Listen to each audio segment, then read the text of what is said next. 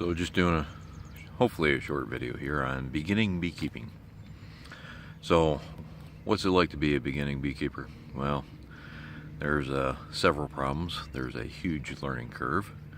There's getting a straight answer from 5 different people.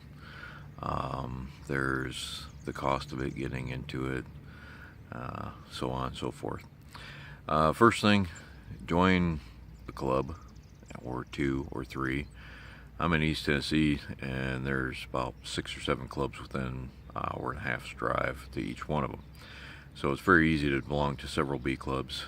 Don't think you have to go to just one bee club and be loyal to them.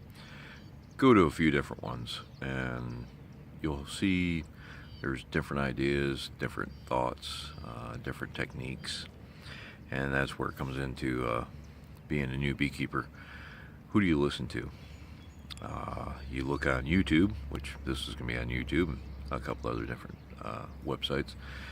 The problem with YouTube is a lot of times you don't know who this person is, how long they've been in bees, how good they are with their bees. A lot of the videos are done by first-year beekeepers, and they don't tell you that.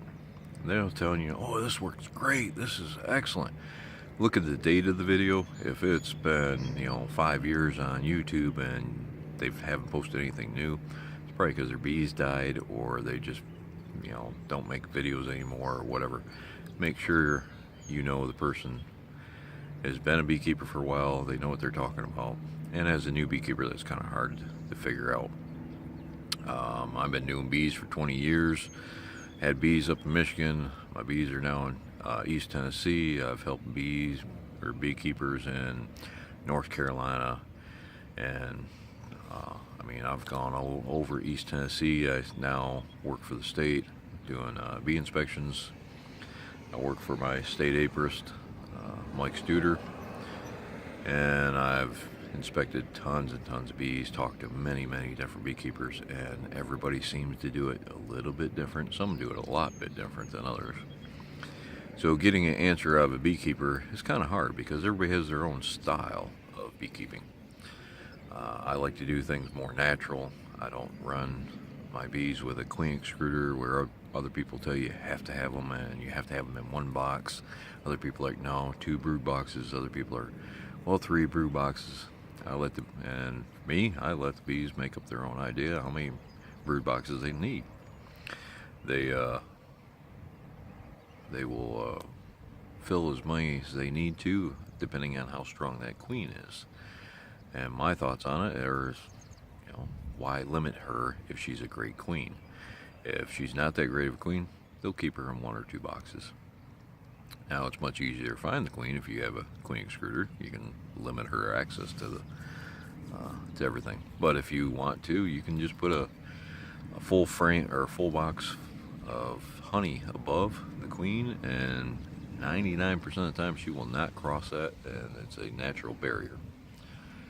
So many other things, you ask a beekeeper, should I treat?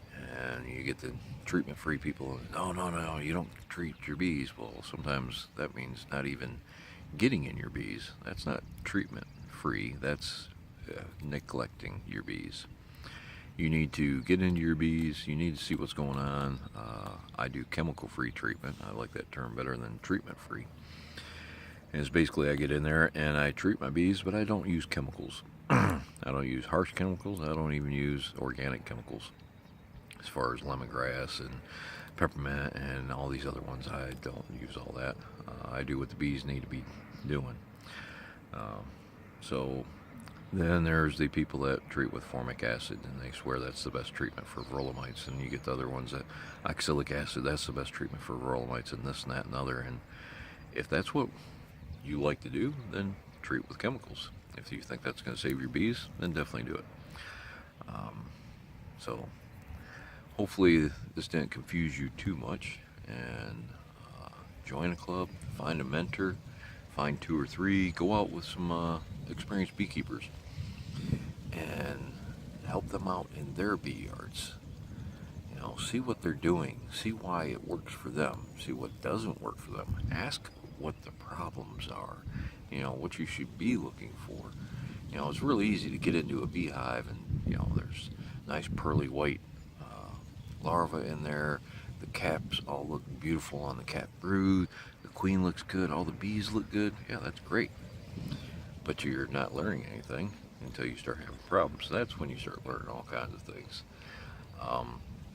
If you get into them and the larva isn't pearly white, and maybe there's some sac brood going on, or there's chalk brood, or there's European foul brood, or American foul brood, which I sure hope you never run into American foul brood.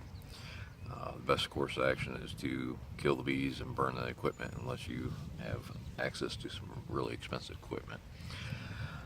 But a European, you can be treating that.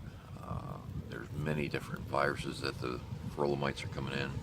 Everybody wants to treat for varroa mites, so I don't treat for varroa mites. I've in a lucky area where there's hardly any. I don't ever see any in my hives. Small hive beetles, I've found that there's clusters of them in the state. Some areas are really overpopulated with small hive beetles, other ones are not. So, beetle blasters, diatomaceous earth, all these different things, Swiffer pads, is what works in your area. Some people swear that, this works. Well, you don't really have a problem with hive beetles in your area, so of course it's going to work. But if you have a bad problem with hive beetles coming into your area, and some people swear you got to have them out there in full sunlight. Hive beetles fly at night. All right, they don't fly during the sunlight, so they're going to come into your hive at night. It doesn't matter if your hive is out in the middle of the sunny field or up in the woods. If you got problems with hive beetles in your area, you're going to have hive problems, or you're going to have problems with your hive beetles. So, all right, this video is longer than what I wanted it to be, so I think I'm done talking. Enjoy beekeeping. It is so much fun. So, have fun. See you next time. Thanks you for watching.